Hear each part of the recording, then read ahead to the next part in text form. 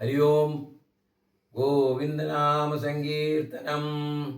ഗോവിന്ദ ഗോവിന്ദ ഗുരുവായൂരപ്പാ ശരണം. എല്ലാ ഭക്തജനങ്ങൾക്കും ആശീർവാദവും അനുഗ്രഹവും അരുൾ ചെയ്യുന്ന സാക്ഷാത് ഗുരുവായൂരപ്പൻ്റെ ആ ദിവ്യദർശനത്തിന് വേണ്ടിയും ആ ശ്രീകൃഷ്ണ ഭഗവാന്റെ ജീവിതത്തെ പറ്റിയും എല്ലാം ശ്രീ ഗുരുവായൂരപ്പൻ്റെ ഏറ്റവും വലിയ ഒരു ഭക്തരായ ശ്രീ വാഴകുന്നം നമ്പൂതിരിപ്പാട് രചിച്ച ഈ ഭാഗവത തീവണ്ടി എന്ന ആ പദ്യം ഇപ്പോൾ അതിഗംഭീരമായും ഭക്തരസമായും എൻ്റെ സഹധർമ്മിണി രുക്മിണിയും എൻ്റെ പ്രിയപ്പെട്ട സഹോദരി പ്രേമാവും ചേർന്ന് ഇവിടെ ആലപിച്ചു. വളരെ സന്തോഷമാവും വളരെ ആനന്ദമയവും ഭക്തിരസമായും ഉണ്ടായിരുന്നു.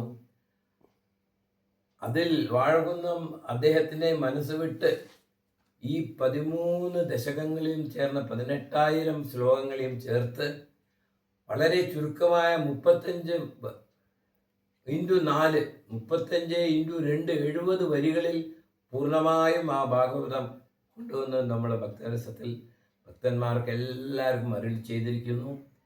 അതിൽ ഭഗവാൻ ഓരോരുത്തരെയും ഓരോ ഭക്തന്മാരെയും നാരദരായും സുഗമദർശനെയും അതിനുശേഷം ഭീഷ്മരെയും അതിനുശേഷം കുന്തിയെയും അതിനുശേഷം മൈത്രേയനെയും വിതുരരെയും എല്ലാവരെയും ഒவ்வொരു സ്ഥലത്തും പ്രതിപാദിച്ചുകൊണ്ട് അദ്ദേഹം ആ തീവണ്ടി മുന്നോട്ടിലേക്ക് എടുത്തുകൊണ്ട് പോവുകയാണ്. അദ്ദേഹം പറഞ്ഞു, ഇതിലെല്ലാം വിശ്വാസം വേണം. ഭഗവാന്റെ ആ കൊച്ചുപാദങ്ങൾ കെട്ടിപ്പിടിച്ചുകൊണ്ട് ഭഗവാനിൽ എല്ലാം അർപ്പിച്ചുകൊണ്ട് അദ്ദേഹം പറയുകയാണ്, ഈ ഭാഗവതത്തിൽ ആർക്കെല്ലാം വിശ്വാസമുണ്ടോ അവർക്കെല്ലാം തീവണ്ടിയിൽ കയറാം. അങ്ങനെ ആ പുരുഷന്മാർ, ഭക്തരസന്മാർ, ആ ഭക്തന്മാർ, പ്രഹ്ലാദൻ, അങ്ങനെ തുടങ്ങിയ എല്ലാവരും ചേർന്ന് ആ തീവണ്ടിയിൽ യാത്ര ചെയ്യുകയാണ്. ഓരോ സ്ഥലത്തും ഓരോ ഭക്തജനങ്ങളെയും അതാത് സ്ഥലത്ത് അദ്ദേഹം കയറ്റിക്കൊള്ളുന്നു. അദ്ദേഹവും ശ്രീകൃഷ്ണനായിട്ടുള്ള ലീലകളും അതിനു മുമ്പ് പിന്നെ ഇതിനും നമ്മുടെ ഭക്തരസപ്രദമായ ആ രൂപവും എല്ലാം നമുക്ക് കാണിച്ചു തന്നു. ദേവകിയെ പറ്റി പറഞ്ഞു, ഗോപിമാരെ പറ്റി പറഞ്ഞു, ലക്ഷ്മിയെ പറ്റി പറഞ്ഞു, ശിവനെ പറ്റി പറഞ്ഞു, ആ അതിസുന്ദരമായ രൂപത്തെ പറ്റി പറഞ്ഞു.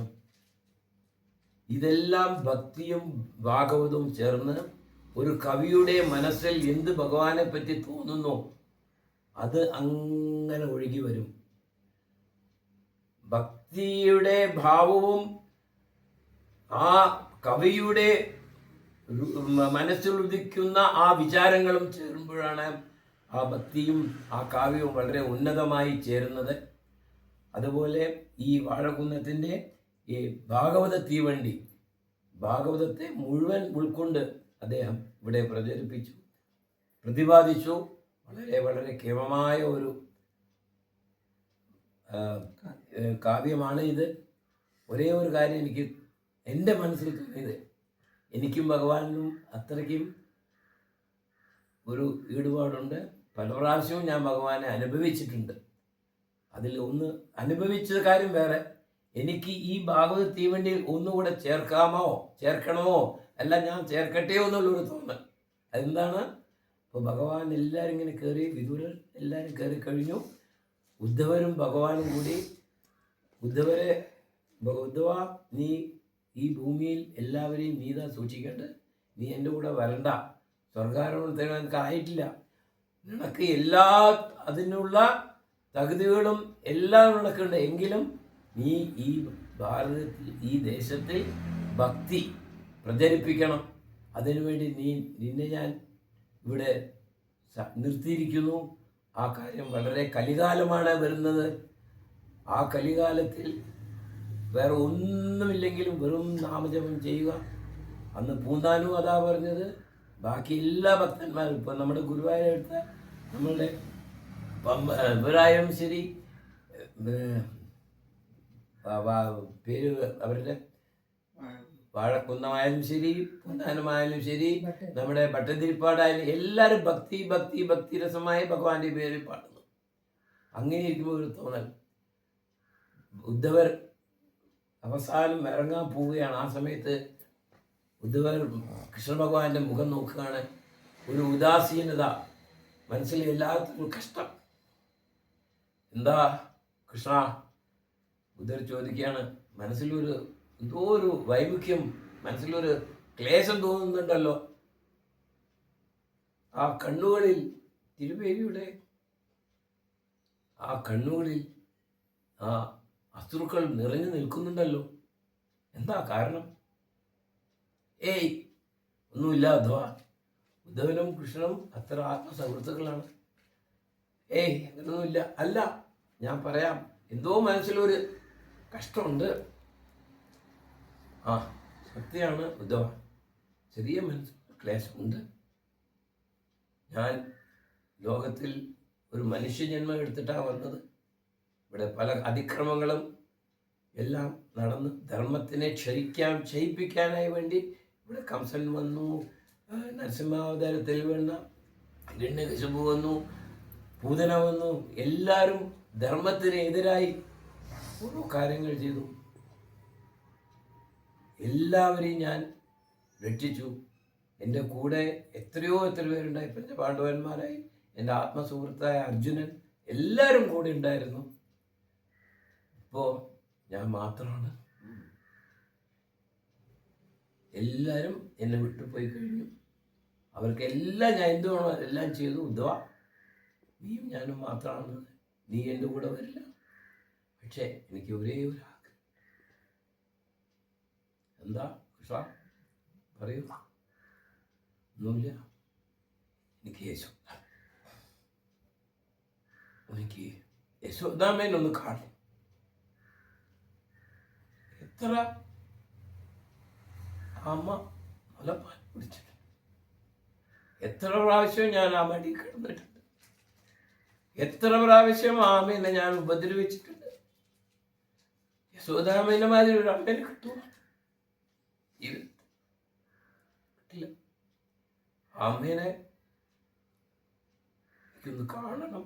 അവസാനമായിട്ട് ഇവിടുന്ന് പോകുമ്പോൾ അവരാണ് എന്നെ എല്ലാം ചെയ്യിച്ചത്, എന്നെ വളർത്തിയത്, പാലൂട്ടി തന്നത്. എന്ത് അതിക്രമം ചെയ്താലും, മുന്നിൽ അവർ കോപിച്ചാലും എന്നെ ഒരിക്കലും ഒരു വാർത്ത പറഞ്ഞിട്ടില്ല. ആരെങ്കിലും എന്തെങ്കിലും പറഞ്ഞാൽ വന്ന് എന്നെ കെട്ടിപ്പുണരും. എൻ്റെ ഉണ്ണിക്കണ്ണ, നീ എന്തിനാടാ ഇതെല്ലാം ചെയ്യണം? എത്രയാ പാല് വേണ്ട, എത്രയാ എല്ലാം ഞാൻ തരാം. എനിക്കൊന്നും വേണ്ട, എനിക്ക് മടിയിലും ഇതൊക്കെ കിടക്കണം എന്ന് പറഞ്ഞ് മടിയിൽ കിടന്ന് ആ തല ഇങ്ങനെ തടവി തരും.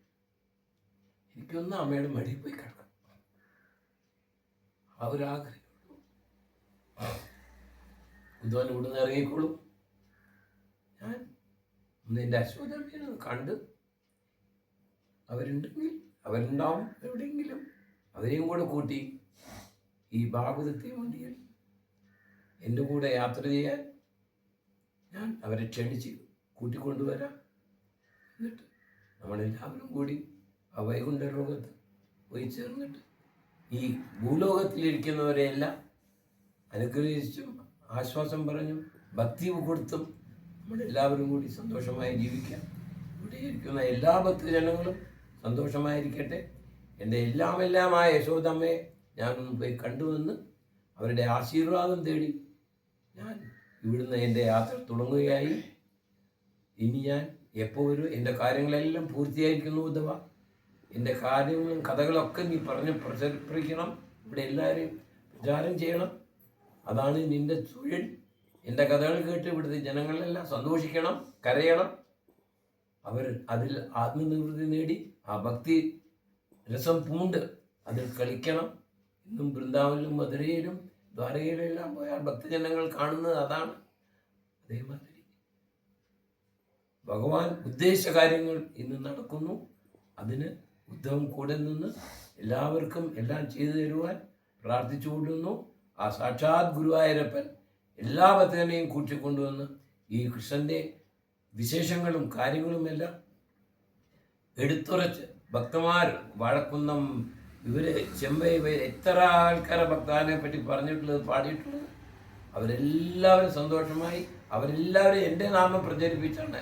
ഇപ്പോൾ ഇരിക്കുന്ന ജനങ്ങളും ഇങ്ങനെ തന്നെ എന്ത് കഷ്ടങ്ങളോ നഷ്ടങ്ങളോ വന്നാൽ ഒന്നുമില്ല, ഭഗവാന്റെ ആ ഉണ്ണിക്കാലുകൾ കെട്ടിപ്പിടിച്ചോളൂ. ഗോവിന്ദനാമ സങ്കീർത്തനം ഗോവിന്ദ